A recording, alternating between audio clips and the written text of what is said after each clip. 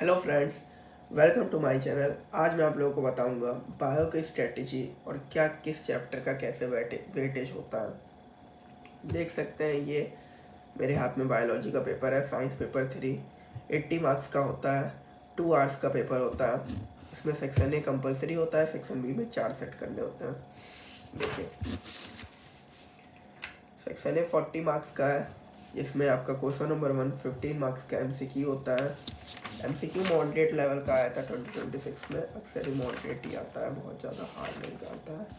Competency आने लगा है, देखिए पिक्चर बेस आ रहा है। इसमें पूछा था कि ही loses balance and sustain a head injury. An examination revealed that his pupils have lost their capacity to concentrate in bright eyes, which structure has been damaged. ठीक है, एक देखिए फिगर बेस पूछ लिया है, एक और फिगर बेस पूछ लिया है। इसमें तो फिगर नाम के लिए दिया, Bharat woke up late in the morning and missed the school bus. The situation estimated the nervosympathetic system which result in क्या होगा जब वो दौड़ रहा है। फिगर बेस दो दे दिया। फिर उसके बाद क्वेश्चन नंबर 2 का पार्ट 1 जो होता है वो 1 वर्ड आता है। इसमें पूरा सिर्फ टर्म का नाम आपको देना रहता है, पूरा डेफिनेशन दिया रहता है, 1 वर्ड का आंसर होता है। ये भी जनरली मतलब मीडियम ही आता है, ज़्यादा हार्ड नहीं आता है। फिर उसके बाद 5 मार्क्स का क्या आता है, कंप्लीट द पैसेज, मतलब एक ही चीज़ के ऊपर देखिए इस पम्प पे आया है सेकेंड पार्ट 5 मार्क्स का। ABCDE 5 सब पार्ट होते हैं, आपको पाँचों फिल करने होते हैं। इसमें भी ऑप्शन दे देता है, देखिए ऑप्शन दिया है, दो का ऑप्शन दे दिया है तो और ज़्यादा इजी हो जाता है।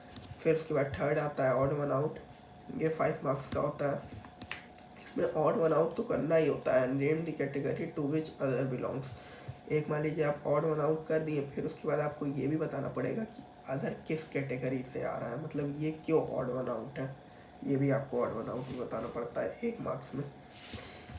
फिर उसके बाद फोर्थ आ गया, फोर्थ भी इसी टाइप का है, कुछ एक ही सिचुएशन बना देगा। जैसे इसमें बना दिया ही shows sign of high blood sugar, तो फिर उसी पे पूरा क्वेश्चन बना दिया है फोर्थ वाला।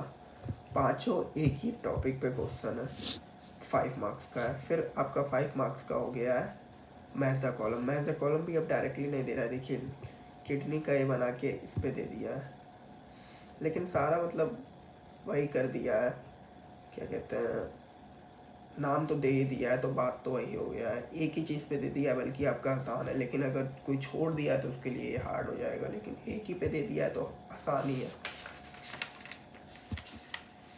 देखिए फिर सेट ऑफ सवाल जो होते हैं, इसमें ये बायोलॉजी में कंफर्म रहता है कि सारे सेट में ये पहला वाला एक ही नंबर का आता है। इसमें जनरली कोई गिव रीजन पूछ लेता है या 1 वर्ड पूछ लेता है, ये 1 मार्क्स का आता है। फिर ये 2 मार्क्स का देखिए ईगल पे आ गया। ईगल है binocular vision, which what is the advantage of such vision.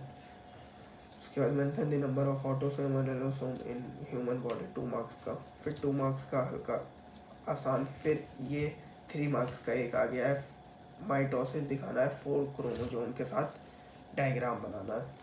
देखिए डायग्राम बनाने का एक और किसी सेट में तो मेरे ख्याल से नहीं है, देखिए एक में है, लेकिन इसमें name the structure and label grey matter and white matter, और किसी में डायग्राम का तो नहीं है।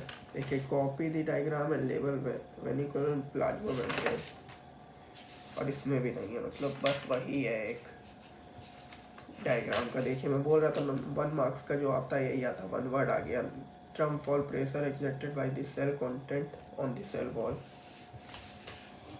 Overall chemical equation for photosynthesis. 2 marks का देखिए वो पूछ लिया है, फुल फॉर्म NADP और ADP का।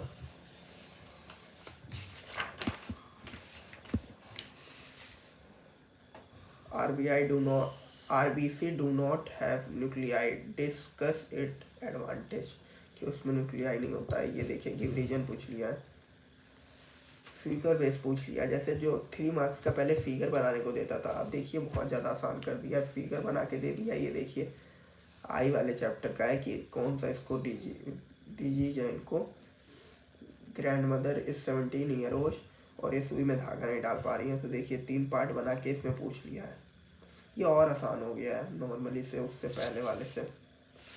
इसमें देखिए क्या हो गया है कि ये हो रहा है गर्ल को, मतलब पैटर्न के हिसाब से आसान हो गया है। ये भी फिगर बना करके पूछ लिया है। पैटर्न तो बायोलॉजी का आसान हो गया, लेकिन यही है कि आपको अंडरस्टैंडिंग बहुत अच्छी रखनी पड़ेगी, क्योंकि कॉम्पिटेंसी बेस्ड सवाल में अंडरस्टैंडिंग ही मैटर करता है। बायोलॉजी का पेपर बहुत ही कॉम्पिटेंसी बेस्ड आ रहा है। चैप्टर वाइज वेटेज मैं आपको बता देता हूँ।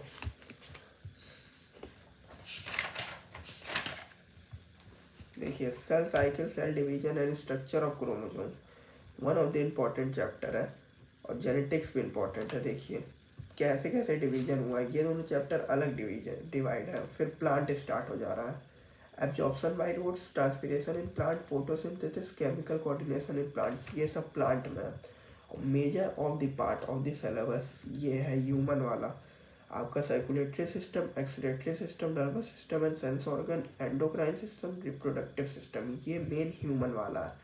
फिर उसके बाद last part of the syllabus ये तीनों चैप्टर है, population and its control, human evolution, pollution. ये उतना ज़्यादा हार्ड नहीं है, ये तीनों से मान के चलिए आपका 12 से 15 नंबर हमेशा आ रहा है।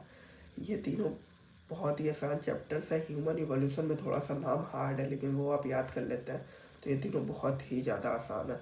और इससे आपका मेजर 50% सिलेबस बन रहा है इस इन सब चैप्टर से, सर्कुलेटरी से लेकर के रिप्रोडक्टिव सिस्टम से, चाहे सेक्शन ए में हो या सेक्शन बी में हो, मोस्ट ऑफ द इसी से आ रहा है। और प्लांट्स वाला भी आपका ठीक ठाक वेटेज लेके चल रहा है, 3 chapters, absorption by root, transpiration in plants, photosynthesis. Genetics का इस बार ज़्यादा नहीं देखा गया, लेकिन 2025 में ठीक ठाक वेटेज था।